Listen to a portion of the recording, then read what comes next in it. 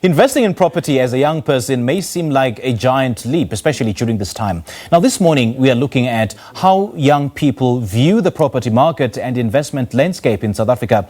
Koketso Sylvia Milosevic is one of the leading property experts whose determination to succeed and overcome the obstacles propelled her to help others by learning from her mistakes. And she joins us now via Skype to help us unpack this topic. Koketso, very good morning to you. Thank you so much for joining us. Welcome. Hi, Simpiwe. Thank you for having me here. It's an absolute pleasure. Good to have you. Let's start with how the property market has changed over the last 6 months in the wake of COVID-19.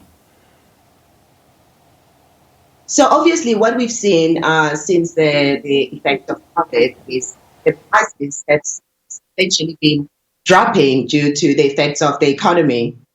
And yeah, it's continuing to still be dropping. The property still continue to be dropping in prices, but the most effect that we see in the market is mostly from, your commercial space and also your high-end residential property space as well. Can you paint a picture of numbers in terms of young people as the new emerging market of property buyers as an investment? So I pulled up a report on that for Gauteng. What we're seeing now is that we're seeing lots of young people entering the market as first-time buyers. We're seeing a lot of young people who are now opting from renting to now ownership. And statistically, we're looking at about over 50,000 young people who've entered the market.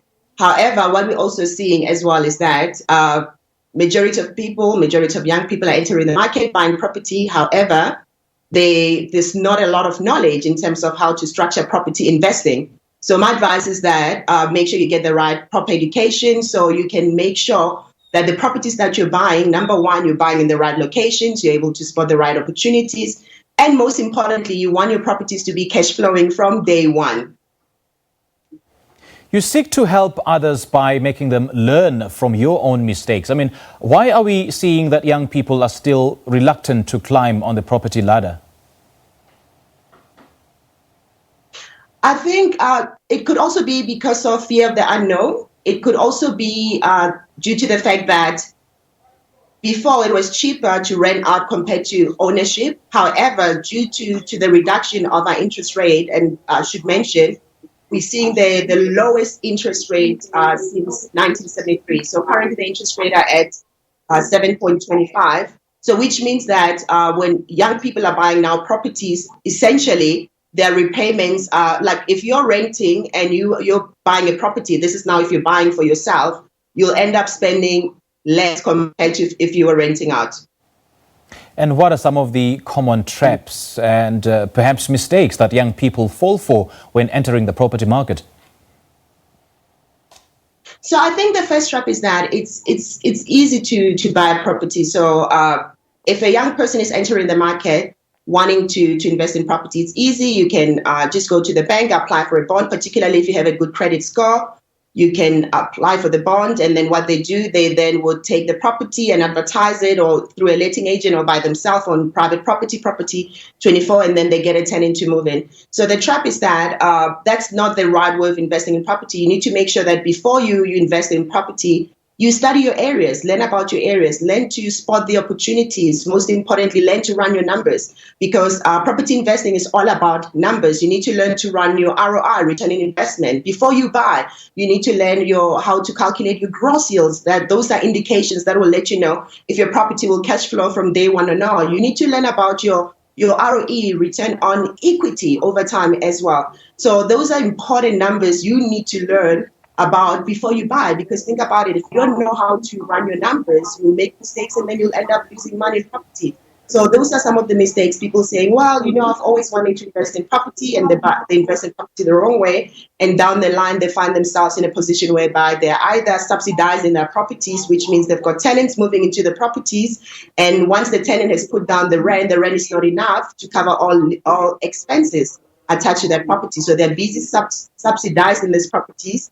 In a sense, I like to call it that, you bought a property with the purpose of investing in property, you got a tenant moving in, and now this property is not making you money. So essentially what you're doing is that you're paying for your tenants' lifestyle. You've got this beautiful property you bought, your tenant is there, you're paying for their lifestyle. So that's not how we want to be investing in property. So you want to make sure that it makes you money from day one. Yes, we like to invest in property for capital growth. Obviously, historically, property is proven to be the most solid form of investing throughout time. But one should be mindful and say, if you're investing in property, you got to make sure that it's going to be making you money. It's got to be leaving you with money to put a plate on top of the table. And that all comes from you investing in yourself first before you invest in property. So it's very important to upskill yourself and learn about all these things before you invest. And that's how you'll avoid things. That makes so much sense. You made a valid point there, Koketso. Now, from your experience in this industry, what is more profitable, buying property for rental or for maybe student accommodation, or flipping? I mean, buying property and then renovating it and selling it at a much higher value. What is more profitable? I like that. So the very first question one should ask themselves before they buy property is, you need to identify, what is my strategy? It starts from that. Are you looking to achieve cash from property? Someone might say, as people, I wanna settle my credit card. Like, you might be experiencing that burden of a huge amount of debt. So that an individual will say, I'm looking for cash right now. So now you've already established which strategy you want to go into, because if you go to capital flips, where you buy your properties below market value, fix them, and sell them on to make a profit, those profits can help you settle those debts. Now, you have somebody else who says, okay, I'm a full-time employee. I find that my salary is not enough to cover my living expenses. I'm trying to work overtime. I'm trying to look for a second job so I can make more money. And I just can't survive like this. So then you've identified your strategy. Your strategy means that you're looking for an extra income. So then that's where your strategies such as your buy-to-lets, I'll actually more encourage more of your multi-lets, because if you're investing in a multi-let, it's literally what it is that you get a property, you can subdivide it into multiple parts. Obviously, you want to make sure you've got the right licenses. Every single municipality has different bylaws when coming to multi-lets. Make sure you're doing it the legal way. But essentially what it is that if instead of having one house for one family, you can have a house that houses 4 different individuals or 4 different families and get 4 times the rent, which means that after paying your bonds, after paying your rate and taxes, then you're left with a huge amount of cash flow that can then be an extra income that you're getting in addition to your salary. And that's also one of the most powerful ways to start building your portfolio, building your cash flow. You start with that one multi-let that's giving you 1,000, 2,000, 5,000, and you ask yourself this question: what is my salary? My salary is 20,000. So then you essentially need 4 of those to reach what we call financial independence, where property is giving you enough cash flow that's equal to your salary, and that leaves you with choices in that way.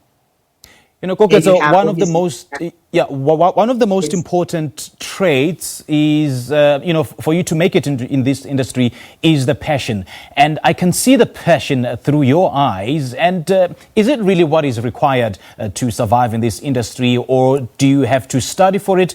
And if so, let's talk about the property market and investment as a career. How does one get into it? So, again, knowledge. Knowledge is the foundation of everything. With whatever you want, whether you want to start a business, you want to be a doctor, knowledge is the foundation. Just like entering the property space, whether you have a passion for it, obviously others will say, I'm passionate, I've read books on properties. You have people just simply say, you know what, I want to create an income for myself. Foundation is the start of it all. Then second to that would be you, Find people, go out there, seek out people who already are successful in property. Get the tools from them, get the skills, get mentors, get coaches. Does it cost money? Yes, it does.